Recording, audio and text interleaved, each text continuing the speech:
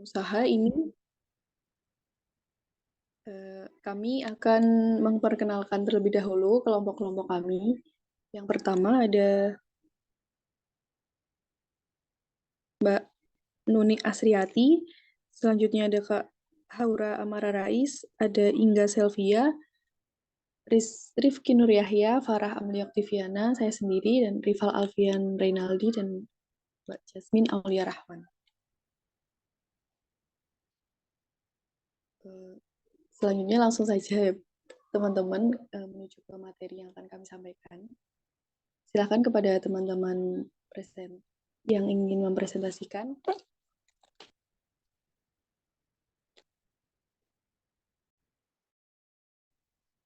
Oke, yang pertama yaitu pengertian perlindungan usaha. Jadi perlindungan usaha merupakan suatu hal perbuatan melindungi, menjaga, merawat, serta mempertahankan sesuatu kegiatan dengan mengerahkan tenaga, pikiran, pekerjaan untuk mencapai suatu hal yang menjadi tujuan atau sasaran utama. Salah satu yang menjadi momok bagi pengusaha adalah risiko kerugian terhadap jiwa dan hartanya. Pengusaha yang baru atau pengusaha yang dikategorikan tidak terlalu besar omsetnya, kadang-kadang menghadapi masalah dengan ketidaktahuan akan arti risiko atau sebagian memang enteng terhadap risiko yang bakal dihadapi. Padahal terjadinya risiko kerugian ini tidak memandang sasaran, siapapun orangnya dapat saja mengalami, misalnya risiko kebakaran, kerusakan, atau kehilangan.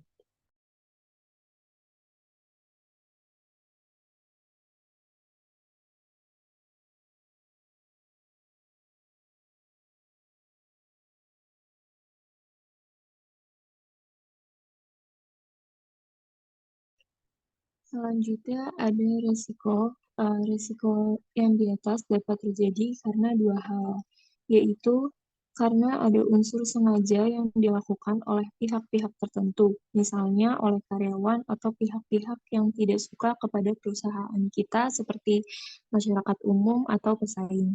Yang kedua, risiko karena tidak sengaja, seperti terjadi kebakaran, kehilangan, kerusakan, atau kejadian alam. Untuk resiko yang tidak sengaja memang agak sulit untuk dikendalikan, karena terjadinya tidak dapat kita prediksi sebelumnya.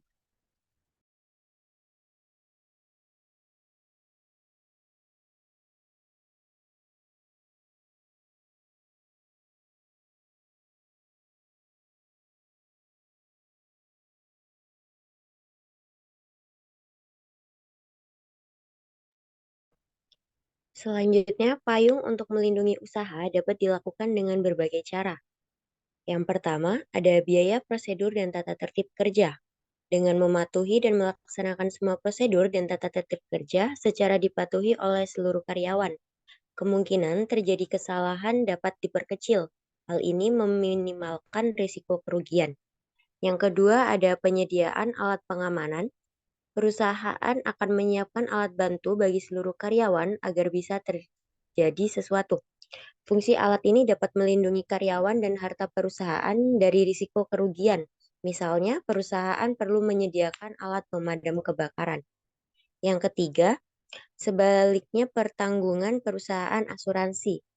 Perusahaan wajib mengasuransikan karyawan, harta, dan seluruh kegiatan perusahaan kepada pihak asuransi tersebut. Next. Selanjutnya, faktor yang juga menjadi penyebab timbulnya risiko. Yang pertama ada perubahan, yang kedua kesalahan strategi dan perencanaan, yang ketiga keputusan yang tidak tepat menimbulkan kejadian di luar rencana, yang keempat persiapan yang kurang matang, dan yang kelima kelengahan pribadi atau penanggung jawab.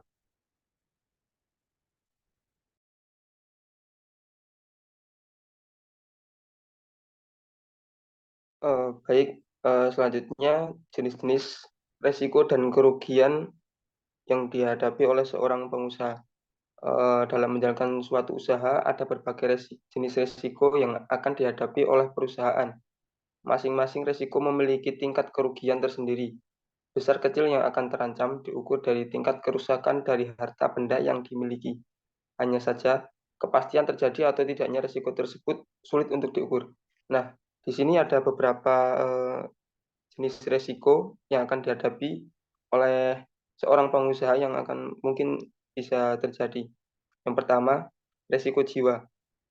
Risiko jiwa ini jiwa pengusaha dan seluruh karyawannya akan terancam pada saat mereka melakukan pekerjaan. Risiko jiwa yang dapat terjadi antara lain kecelakaan dalam menjalankan tugas akibat penggunaan mesin, tersengat listrik, tertabrak kendaraan di jalan, atau menabrak orang atau benda pada saat membawa kendaraan. Untuk yang kedua, risiko kehilangan harta.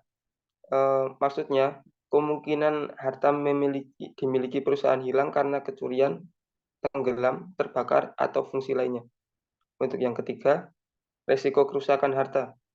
Kerusakan harta dapat terjadi karena kebakaran atau kebanjiran yang menyebabkan kerusakan kualitas atau nilai harta tersebut.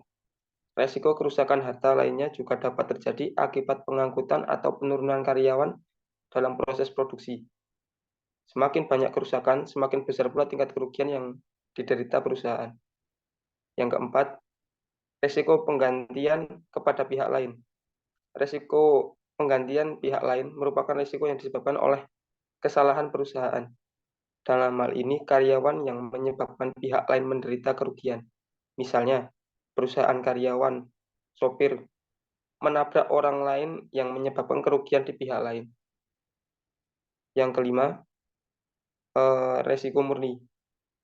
Resiko murni adalah peluang terjadinya suatu kerugian atau peluang merugi atas harta atau jiwa perusahaan. Selanjutnya, resiko spekulatif. Risiko spekulatif ini terjadi atas dua kemungkinan, yaitu adanya peluang untuk memperoleh keuntungan dan adanya peluang untuk menderita kerugian. Selanjutnya ada individu yang beresiko. Di sini risiko individu biasanya ditanggung oleh seorang secara pribadi. Jenis risiko ini ada 3 jenis, yaitu risiko pribadi, misalnya menderita sakit, sehingga memerlukan biaya pengobatan. Yang selanjutnya yaitu risiko harta, misalnya kehilangan harta benda karena dicuri atau risiko rusak hartanya. Yang terakhir, risiko tanggung gugat. Risiko tanggung gugat adalah risiko kerugian seseorang, sebagai contoh kegagalan karyawan dalam mengendarai kendaraan di jalan sehingga menyebabkan orang tertabrak. Karena kesalahan karyawan tersebut, mau tidak mau perusahaan atau pribadi harus mengagalkan kerusakan atau kerugian pihak yang tertabrak.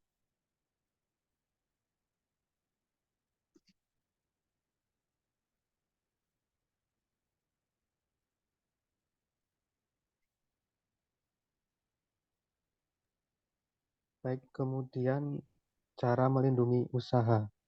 Yang pertama, sejauh prosedur dan tata tertib kerja. Patuhi dan laksanakan semua prosedur dan tata tertib kerja dengan dipatuhi oleh seluruh karyawan, kemungkinan terjadi kesalahan dapat diperkecil. Hal ini berarti dapat meminimalkan risiko kerugian. Yang kedua, menyediakan alat pengaman. Perusahaan menyiapkan alat bantu bagi seluruh karyawan agar bila melakukan sesuatu, fungsi alat ini dapat melindungi karyawan dan perusahaan dari risiko kerugian. Kemudian sebaliknya pertanggungan perusahaan asuransi. Perusahaan mengasuransikan karyawan, harta, dan seluruh kegiatan perusahaan kepada pihak asuransi tertentu. Risiko yang akan dihadapi perusahaan dapat terjadi setiap saat, baik risiko yang dapat diprediksi atau diramalkan maupun yang belum. Agar perusahaan tidak mengalami kerugian yang besar, risiko ini perlu memperoleh perlindungan. Perlindungan untuk kasus penanganan terhadap risiko yang mungkin timbul dapat dilakukan dengan mengasuransikannya kepada pihak asuransi. Dengan memberikan perlindungan terhadap risiko, kerugian dapat diminimalkan.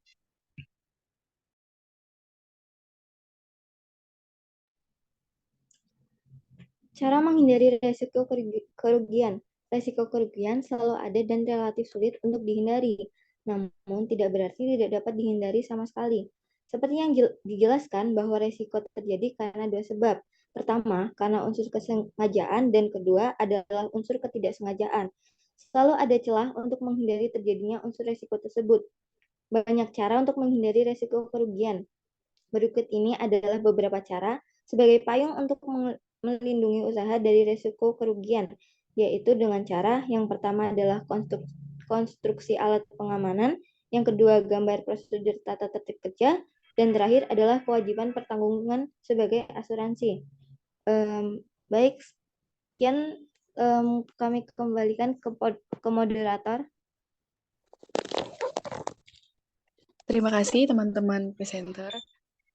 Selanjutnya, adakah dari teman-teman yang ingin bertanya?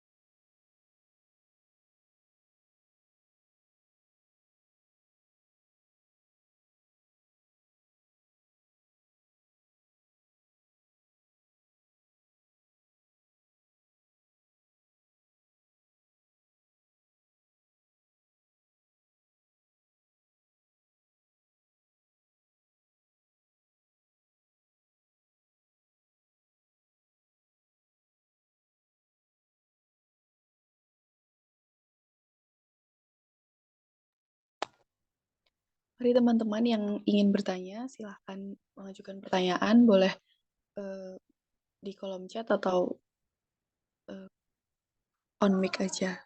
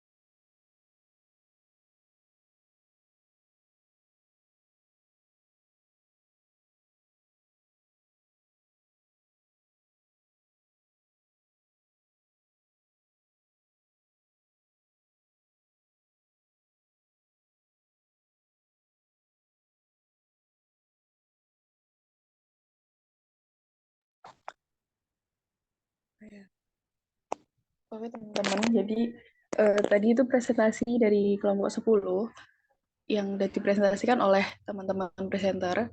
Yang selanjutnya saya ulangi lagi, adakah dari teman-teman yang ingin bertanya?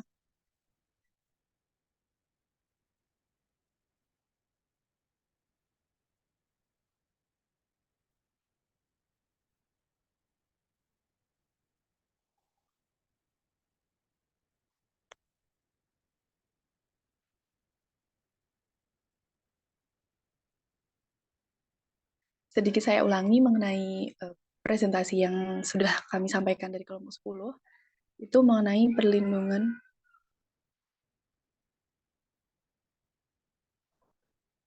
Oh, sebentar.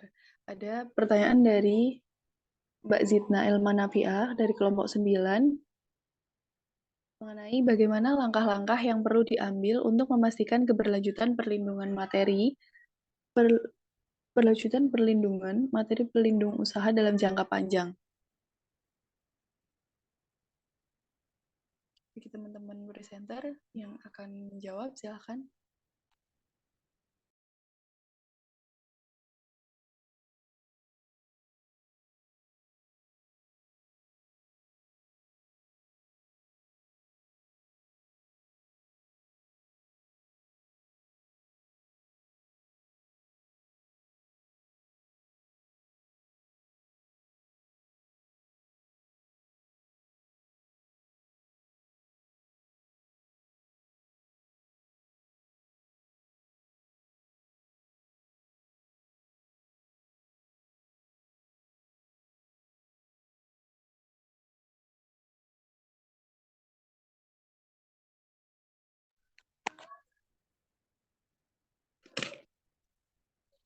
Sembari menunggu teman-teman presenter untuk menyiapkan jawabannya, dari teman-teman lain apakah ada yang ingin bertanya?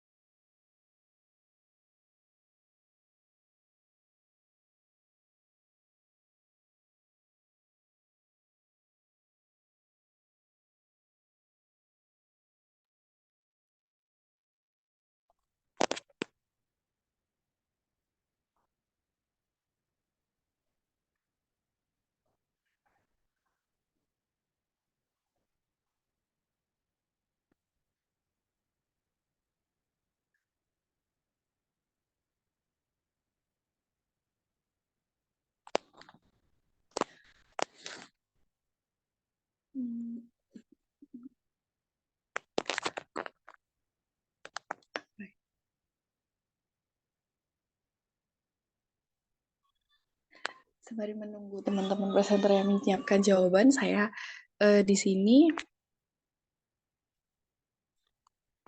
ada suara saya.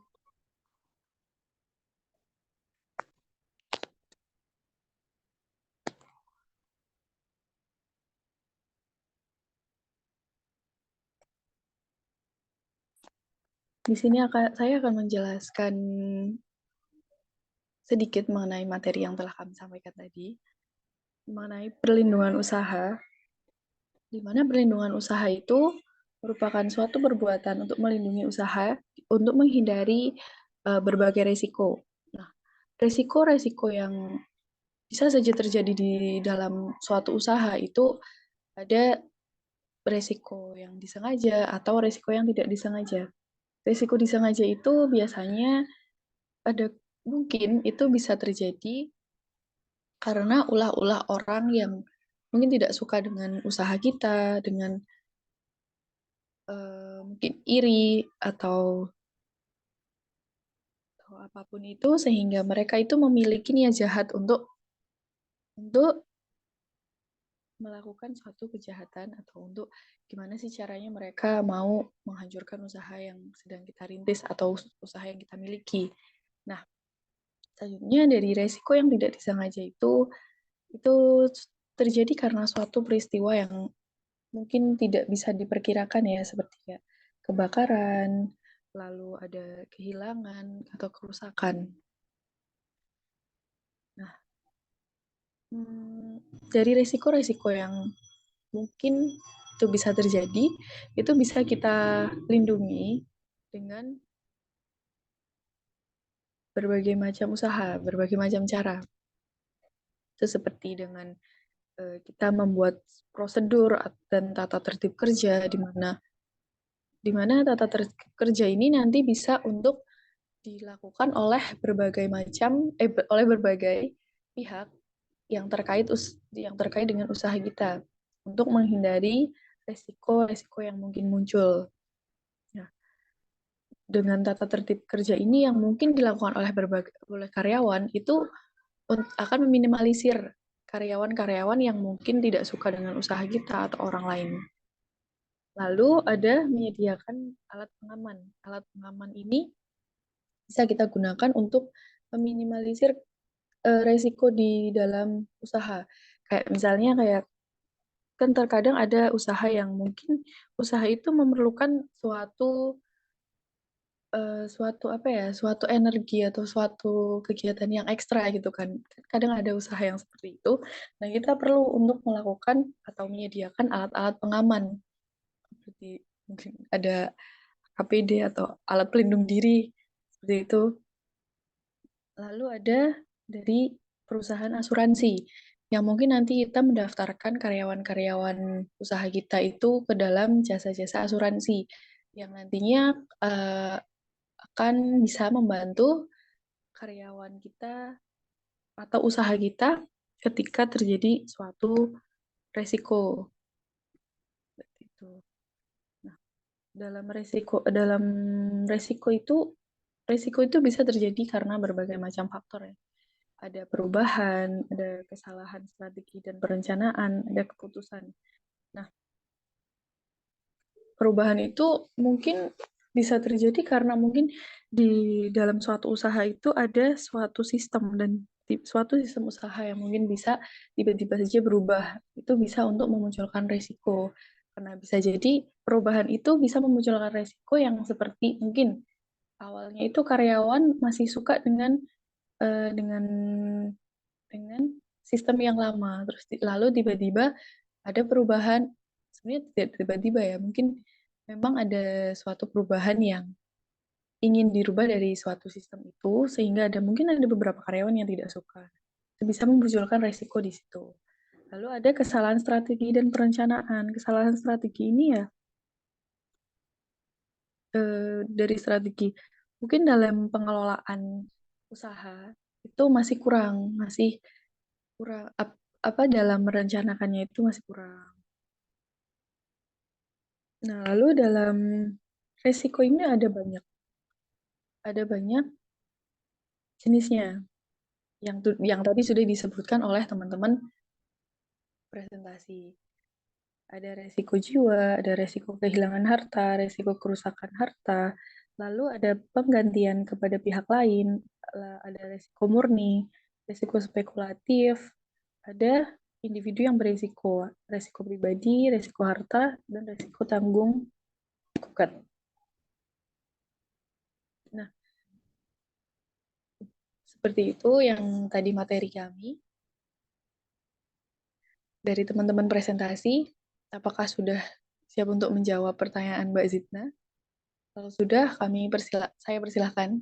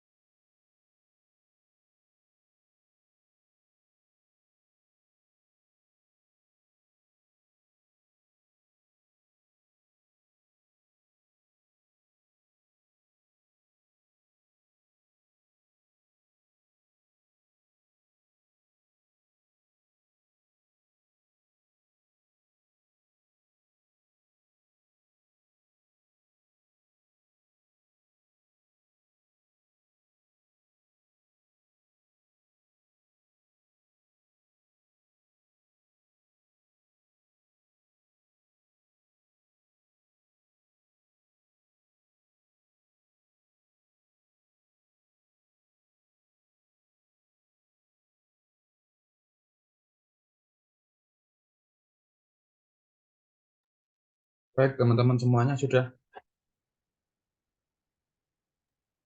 Halo, Mbak Farah. Halo, Pak. Iya, Pak. Sampai sudah dulu ya. Ini soal sudah saya upload di pertemuan ke-16. Nanti bisa di-download apa namanya ketentuan-ketentuannya. Silahkan nanti teman-teman bisa mempelajari terlebih dahulu. Nah, ada pertanyaan? Ada pertanyaan? Belum, Pak. Belum ya? Baik, kalau tidak ada pertanyaan, karena saya tak sambil ya, saya juga membuat beberapa soal. Sudah selesai. Terus saya juga sudah selesai, ngoreksi artikel juga sudah selesai.